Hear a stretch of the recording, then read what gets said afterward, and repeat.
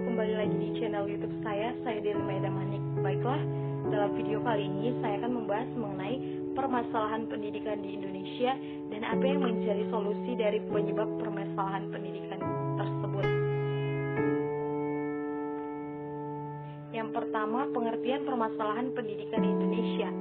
Permasalahan pendidikan adalah segala sesuatu hal yang merupakan masalah di dalam pelaksanaan kegiatan pendidikan.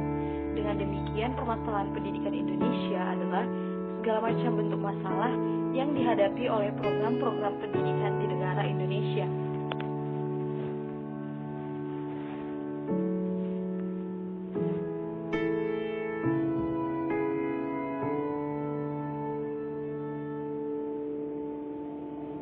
Pada video kali ini, saya akan membahas 5 masalah pendidikan di Indonesia.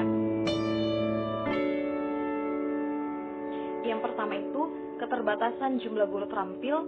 Yang kedua, tidak tersedia fasilitas yang memadai. Yang ketiga, minimnya bahan mengajar dan belajar. Yang keempat, mahalnya dana pendidikan. Dan yang kelima, mutu pendidikan yang rendah. Baiklah, langsung saja kita kepada permasalahan pendidikan yang pertama, yaitu keterbatasan jumlah guru yang terampil. Kita ketahui bahwa guru itu merupakan salah satu elemen pendidikan agar proses belajar mengajar berjalan dengan lancar. Prosesnya guru mentransfer kepada murid, baik itu ilmu pengetahuan, keterampilan, serta mengajarkan pendidikan akhlak kepada murid. Namun faktanya di lapangan, pendidikan seringkali mendapat masalah, kekurangan jumlah guru, terutama guru-guru terampil atau yang bersertifikasi. Hal itu juga terjadi di Indonesia.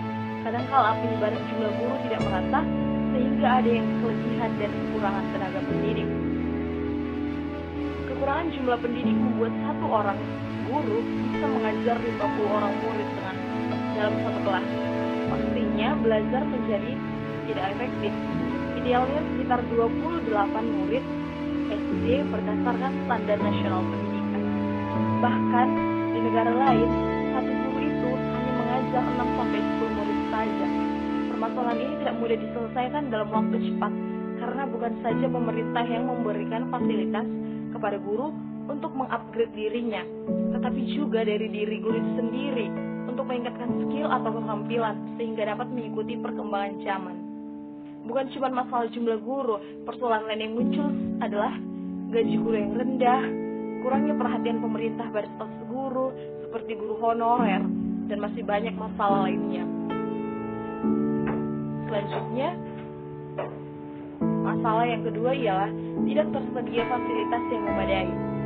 Tidak dapat dipungkiri lagi, dari segi fasilitas memang kurang memadai, terutama sekolah-sekolah yang ada di pedesaan, pinggiran, dan sekolah yang ada di pelosok. Ini masalah yang klasik dan sudah tidak asing lagi memang. Fasilitas yang dimaksud ruang belajar dengan segala isinya tidak hanya harus lengkap, namun fasilitas juga harus memadai.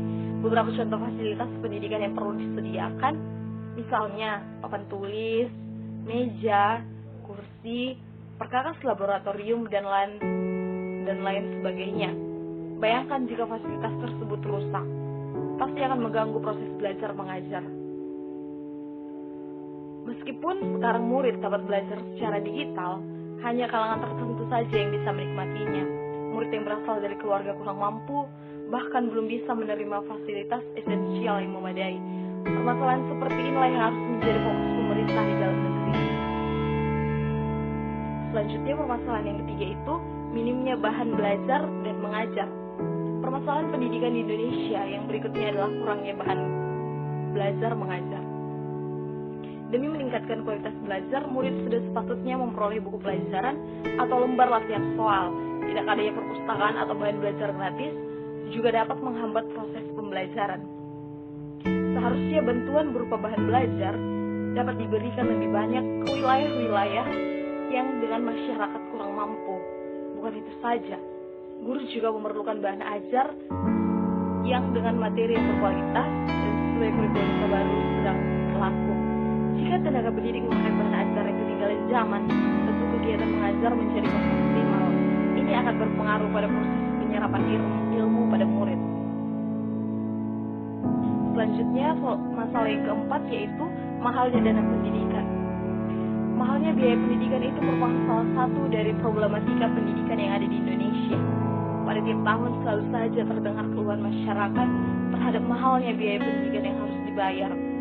Dan itu juga adanya fasilitas pendidikan yang kurang memadai, seperti masih ada gedung sekolah yang ambruk, ruang belajar yang kurang tertata, dan fasilitas pendidikan dalam keadaan minim dan lain-lain.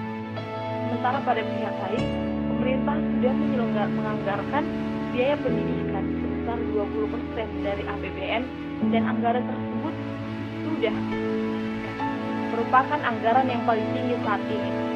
Tidak ada anggaran kementerian lainnya yang melebihi besarnya anggaran yang diperuntukkan bagi Kementerian Pendidikan Nasional. Pendidikan bermutu itu mahal.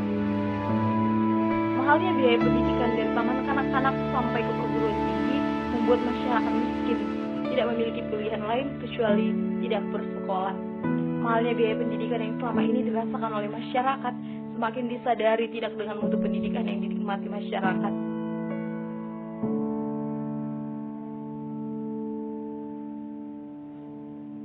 Selanjutnya, masalah yang kelima itu yaitu mutu pendidikan rendah. Mengapa mutu pendidikan di Indonesia sangat rendah? Hal-hal yang mempengaruhi rendahnya tingkat pendidikan di negara Indonesia antara lain meliputi hal sebagai berikut. Yang pertama itu, kurangnya kesadaran penduduk akan pentingnya pendidikan, sehingga mereka tidak perlu sekolah terlalu tinggi, khususnya untuk anak perempuan. Yang kedua, rendahnya penerimaan pendapatan per kapita, sehingga orang tua tidak mampu menyekolahkan anaknya lebih lanjut, atau bahkan tidak disekolahkan sama sekali. Yang ketiga, kurang memadainya sarana dan prasarana pendidikan, khususnya di daerah pedesaan dan tempat-tempat terkecil lainnya. Yang keempat, keterbatasan anggaran dan kemampuan pemerintah di dalam mengusahakan program pendidikan yang terjangkau masyarakat. Demikian masalah pendidikan yang dapat saya paparkan, dan yang untuk menjadi solusinya, yaitu yang pertama, pemerintah menetapkan kebijakan yang bersifat efektif dan kelanjutan.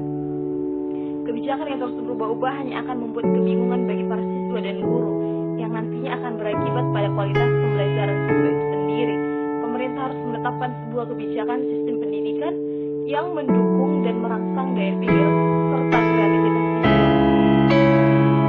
Selain itu, pendidikan karakter juga tak kalah penting untuk mendukung terciptanya sumber daya manusia yang berkualitas dan berdaya saing. Pemerintah juga harus memikirkan bagaimana kebijakan mengenai pendidikan itu dapat berlangsung secara berkelanjutan dan dapat menyesuaikan dengan masa yang akan datang. Selanjutnya yang kedua, memberikan dana untuk meningkatkan fasilitas pendukung pendidikan. Pemerintah sudah melakukan beberapa program untuk membantu dana pendidikan seperti dana bantuan operasional sekolah atau BOS, yang kedua Kartu Indonesia Pintar, selanjutnya program Indonesia Pintar, selanjutnya bantuan subsidi upah. Selain program pemerintah, institusi pendidikan juga bisa mendapat sumber dana melalui P2P lending seperti fintech. Selanjutnya yang ketiga, meningkatkan kualitas tenaga pendidik. Tenaga pendidik tentunya memiliki peranan yang sangat penting di dalam mengatasi permasalahan pendidikan di Indonesia. Sebenarnya Indonesia memiliki banyak jumlah pengajar, hanya saja banyak kuantitas ini tidak dibagi dengan kualitas. Permasalahannya adalah tidak semua pengajar mampu mengajarkan materi sesuai kompetensi masing-masing.